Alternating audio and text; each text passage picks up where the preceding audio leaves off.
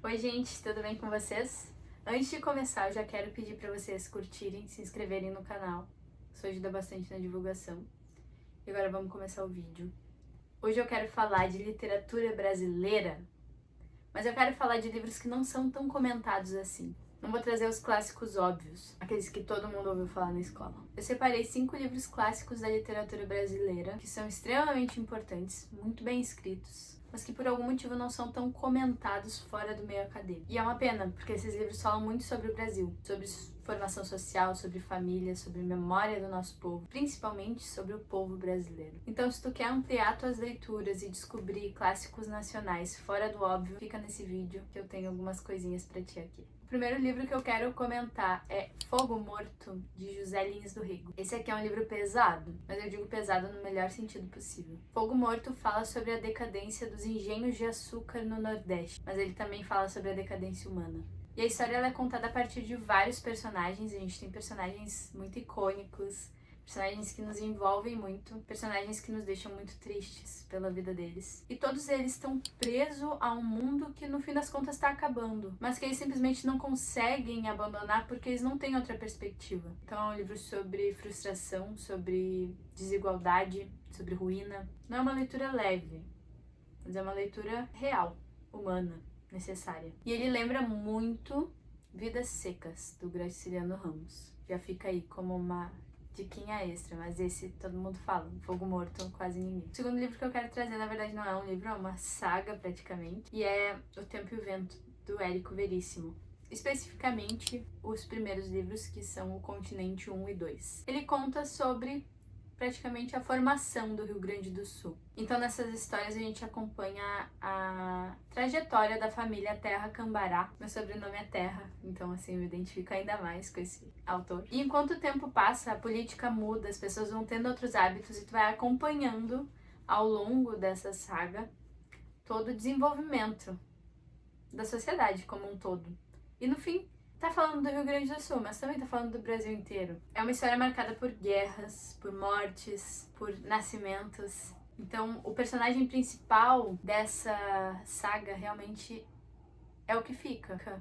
Continua passando e estando em todos os lugares é o vento.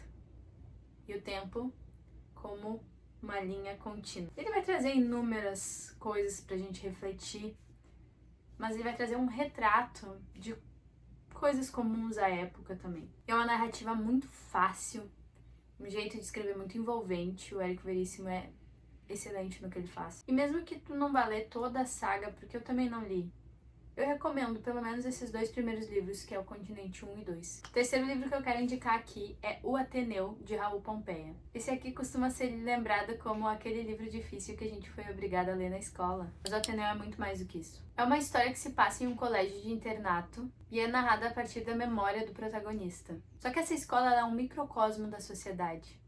Ela praticamente insere esse menino no mundo. O livro fala sobre autoritarismo, sobre hipocrisia, violência, formação. Então a escrita ela é densa sim, mas quando a gente lê fora do ambiente escolar, acaba que a pressão fica menor. E com mais maturidade o livro ele ganha uma complexidade maior dentro da nossa cabeça.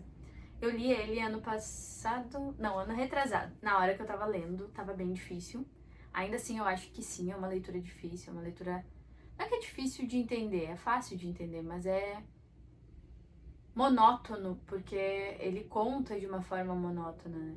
Mas traz elementos bem reflexivos. E depois de terminar de ler o livro, em vários momentos eu lembrava da história, a ponto de, no final do ano, eu poder dizer que foi um livro muito bom de ter lido. Mas quando eu li, eu não estava gostando da experiência. Agora, o quarto livro que eu vou trazer é de um autor que eu já citei aqui, e é Menino de Engenho, do José Lins do Rego. Mas esse aqui ele tem um tom bem diferente de Fogo Morto. É uma narrativa de formação quase autobiográfica e a gente vê a história de um menino crescendo em um engenho de açúcar. É um livro que mistura nostalgia, beleza e uma violência que muitas vezes é tratada como normal. A leitura parece simples, mas carrega críticas bem profundas sobre relação de poder, sobre desigualdade social. E agora o último livro é O Trapicheiro, de Marx Rebelo. Esse talvez seja o mais esquecido da lista. Ele traz um olhar muito sensível sobre o cotidiano urbano, principalmente do Rio de Janeiro, e ele escreve sobre gente comum, sobre vidas aparentemente simples, mas que são cheias de conflitos internos, frustrações e sonhos não realizados, exatamente como as nossas. É um livro introspectivo, que ficam maturando dentro da gente, depois que a leitura acaba. Esses livros mostram que a literatura brasileira é muito mais rica, profunda e diversa do que a gente imagina. São clássicos que talvez não estejam tanto nas listas populares, mas que dizem muito sobre quem a gente é, enquanto país, enquanto indivíduo. Se já leu algum desses livros, me conta aqui nos comentários. A gente se vê no próximo vídeo. Beijinho e até a próxima.